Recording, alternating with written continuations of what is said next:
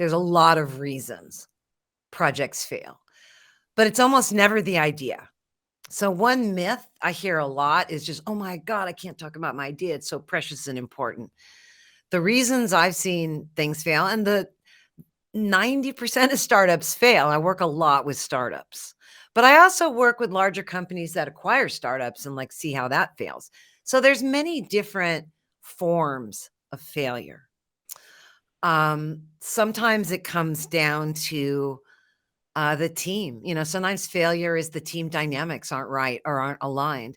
Sometimes people are too early, and you see 10 years later the market's pulling it out of people.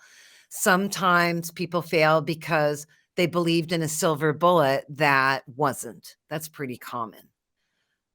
Sometimes people fail because they were riding a wave that disappeared. There's a lot of different reasons. And a lot of times people fail because they aren't honest and rigorous enough about balancing their compelling vision with hardcore market testing and customer testing to find out what's wrong as quickly as possible.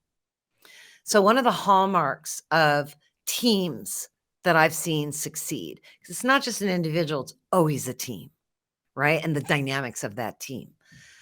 A hallmark I've seen is find the core thing, get that going, but then really be willing to shape it without losing the overall vision and understanding of the market. And that's a rare skill. A lot of entrepreneurs fail because they're arrogant and they don't take in market testing, and they believe their ideas are very precious snowflakes that just need to see the light of day. But some entrepreneurs fail because they don't have a vision. They raise money, but they're just kind of throwing things against a wall, and they're very metrics driven, but there's no vision there.